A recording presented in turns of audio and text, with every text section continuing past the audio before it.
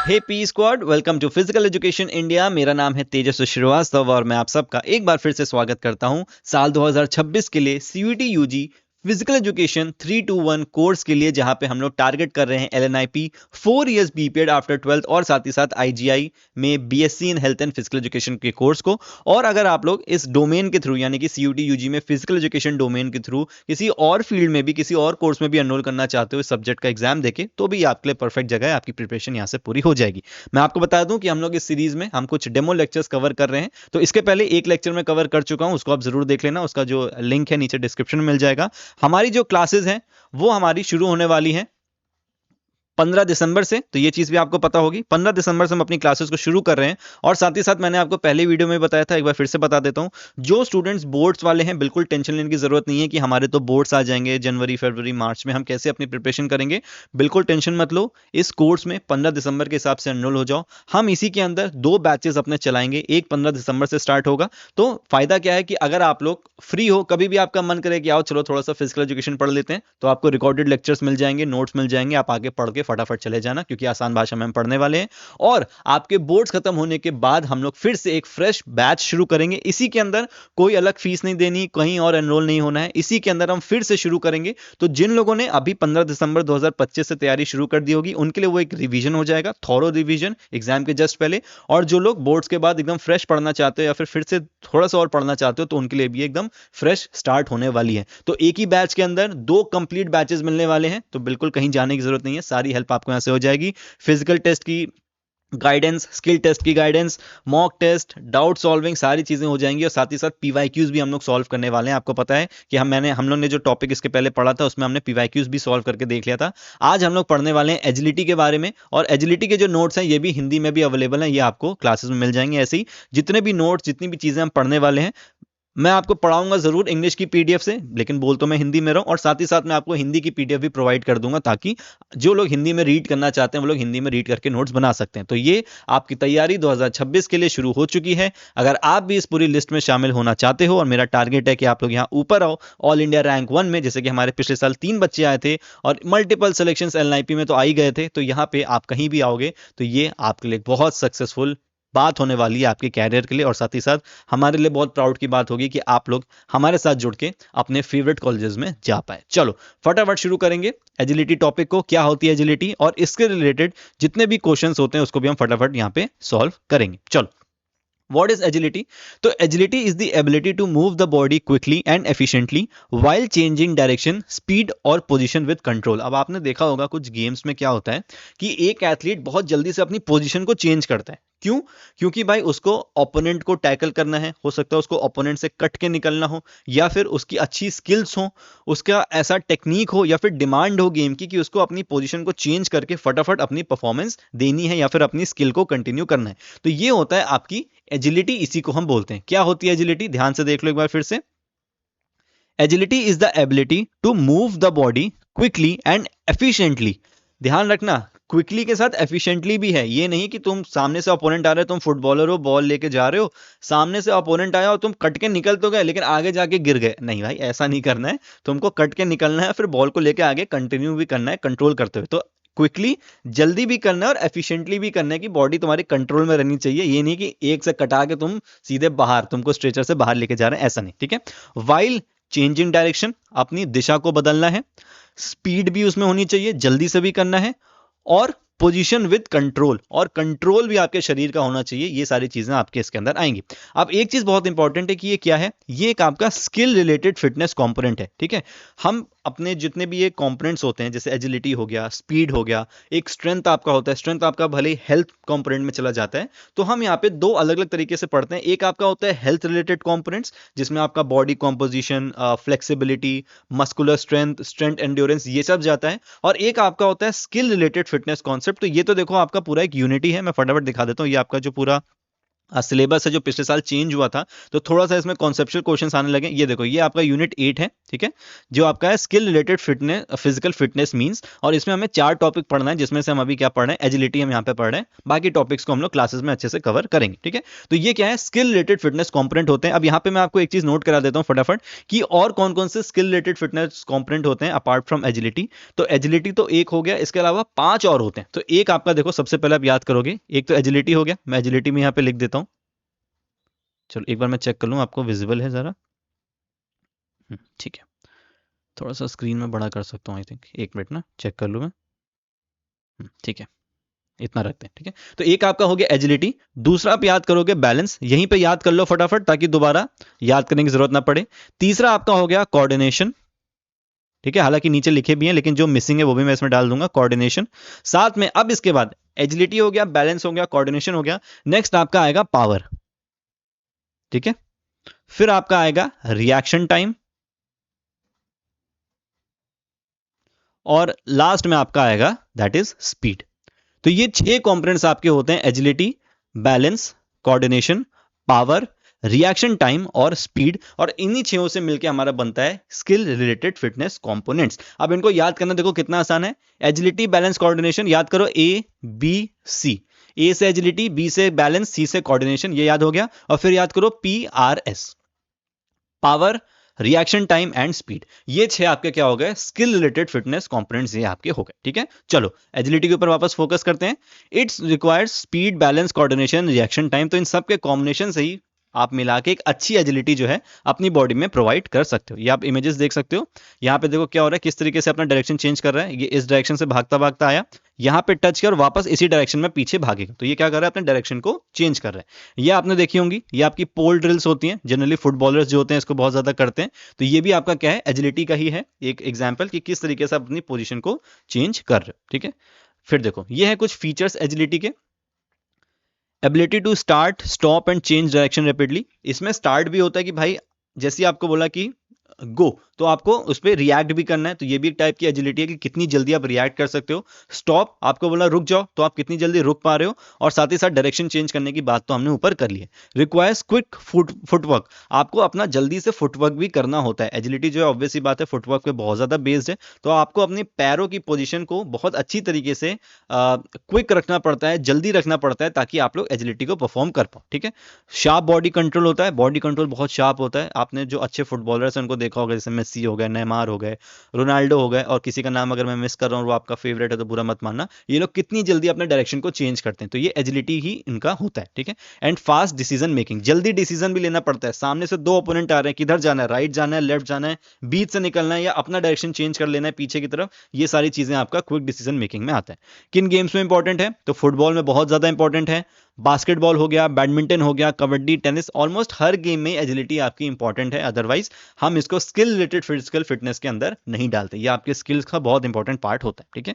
फिर देखो components required for agility.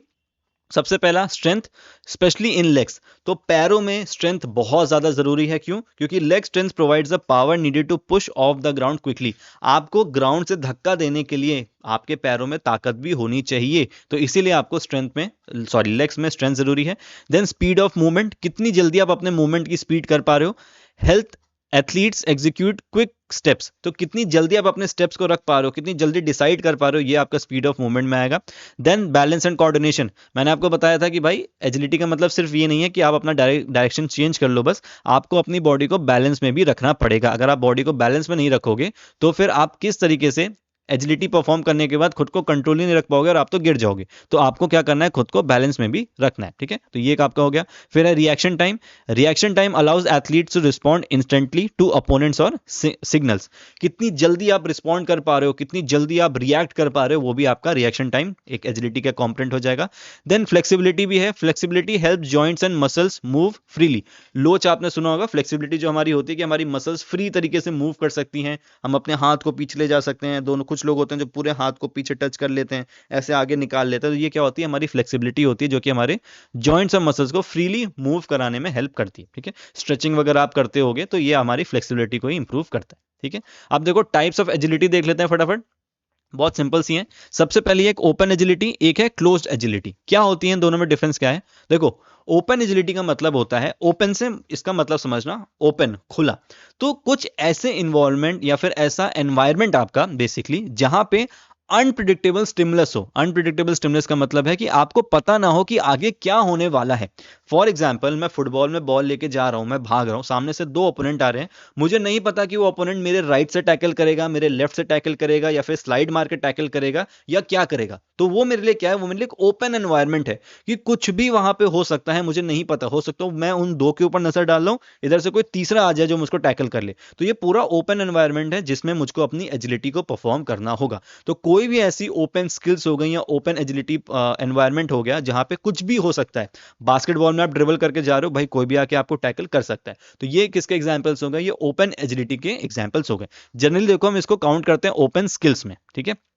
Open skills का भी ये मतलब होता है। ओपन स्किल्स का बेसिकली मतलब होता है, एक आप कोई स्किल परफॉर्म कर रहे हो या फिर आप कहीं पार्टिसिपेट कर रहे हो जहां पे सेम वही चीज कि एनवायरनमेंट ओपन है, कोई कुछ भी कर सकता है, कोई आपको टैकल कर सकता है, आपका कोई मानो कि कोई आपका टीममेट है, आपको उसको ही बॉल पास करनी है, वो कहीं से भी आके पास मांग सकता है। तो ये क्या होती है? ओपन स्किल्स होती है। बस उसी को ओपन एजिलिटी से रिलेट कर दिया, जहां पे एक ऐसे खुले एनवायरनमेंट में आपको एजिलिटी को परफॉर्म करना हो।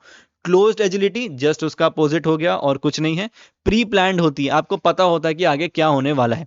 प्रिडिक्टेबल मूवमेंट्स होते हैं कि भाई आपको पता है। अब इसी को अगर मैं क्लोज्ड स्किल का एग्जांपल आपको दूं, जो मैंने यहाँ ओपन स्किल्स लिखी, अगर मैं यहाँ लिख दूं क्लोज स्किल्स, तो ये क्या होती हैं? जो चीजें आपको पता है। फॉर एग्जाम्पल, बास्केटबॉल में मुझे शूट करना है, ठीक है, जो फ्री थ्रोज हमें मिलते हैं। अब आपको पता है कुछ नहीं है, जैसे आप प्रैक्टिस करके आए हो बस वही चीज आपको करनी है। यहाँ पे आपका नेट लगा हुआ है, यहाँ पे आप खड़े हुए हो, यहाँ से आपको शूट करना है।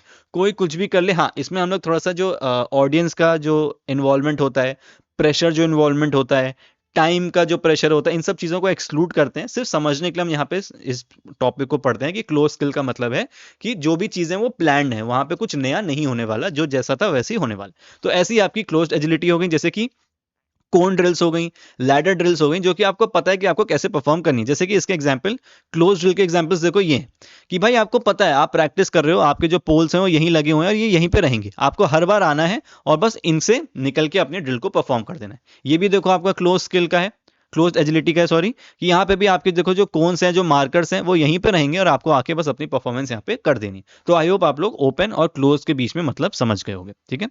फिर देखो लीनियर एजिलिटी है, एबिलिटी टू, अगर कुछ साउंड आ रही होगी तो, ability to accelerate and decelerate quickly in a straight line. तो लीनियर का क्या मतलब हो गया? सीधा, कि जब आप सीधे जाओ या सीधे पीछे आओ, वापस आओ, तो ये क्या होगा? ये आपका लीनियर एजिलिटी के अंदर आ जाएगा, जहां पे आप सीधे सीधे जा रहे हो, जैसे कि स्प्रिंट स्टार्ट और सडन स्टॉप। लेटरल एजिलिटी में क्या होगा? Side to side. ये क्या हो गया आपका? Side side. लेटरल का मतलब क्या होता है? Side to side. तो जब आप साइड टू साइड रनिंग कर रहे हो, तो ये क्या हो जाएगा? ये आपका हो जाएगा लेटरल एजिलिटी। ये आपका मल्टी डायरेक्शनल भी हो सकता है। कुछ ड्रिल्स ऐसी होती हैं कि भाई जिसमें सिर्फ सीधा या टेढ़ा नहीं जाना, कभी सीधा जाना है, कभी टेढ़ा जाना है, कभी डायगोनल जाना है, तो ये आपकी मल्टी डायरेक्शनल एजिलिटी भी हो सकती है। आई होप ये आप समझ गए होंगे, ठीक है। फिर देखो एजिलिटी के कुछ टेस्ट होते हैं, ये भी देखो आपका एक पूरा टॉपिक है, मेजरमेंट एंड इवैल्यूएशन, यहाँ पे आप देख सकते हो।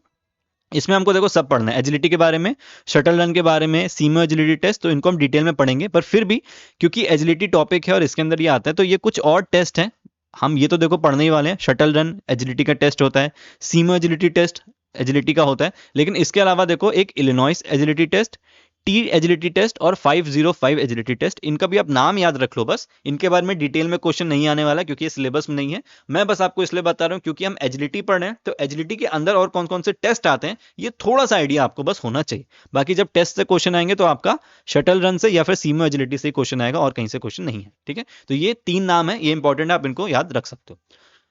फिर देखो क्या इंपॉर्टेंस है भाई, एजिलिटी क्यों जरूरी है हमारे अंदर होना? तो avoid opponents and obstacles, opponent को अवॉइड करना। फुटबॉल का एग्जांपल यहाँ पे ले लो। इंक्रीज परफॉर्मेंस एफिशिएंसी, अपनी परफॉर्मेंस को और बेहतर बनाने के लिए, गेम फास्ट पेस्ड गेम्स जो होते हैं उसमें बेटर परफॉर्म करने के लिए।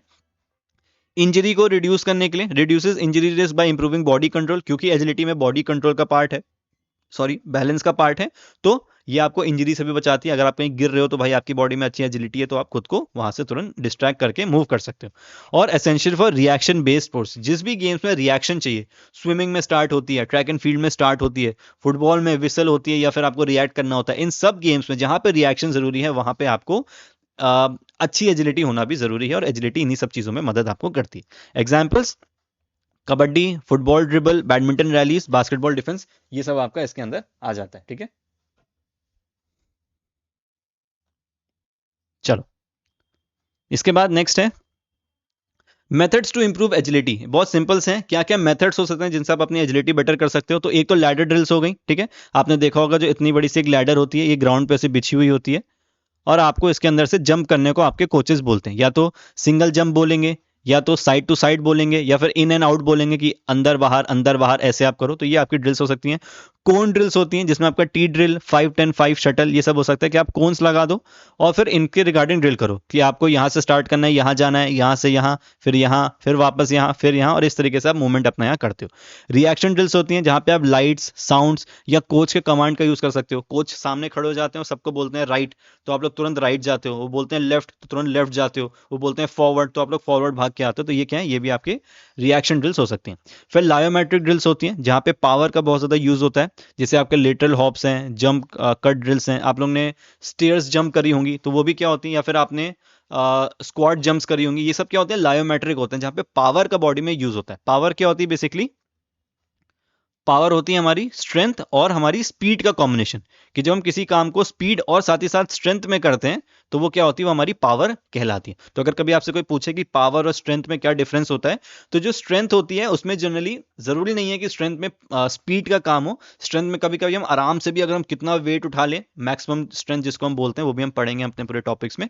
तो स्ट्रेंथ में जरूरी नहीं है कि स्पीड का यूज हो। कभी कभी हमें पूरा पूरा 1 मिनट मिलता है, 30 सेकंड मिलता है कि हमें बस भारी वेट को उठाना है, तो बस आप उसको उठा लो।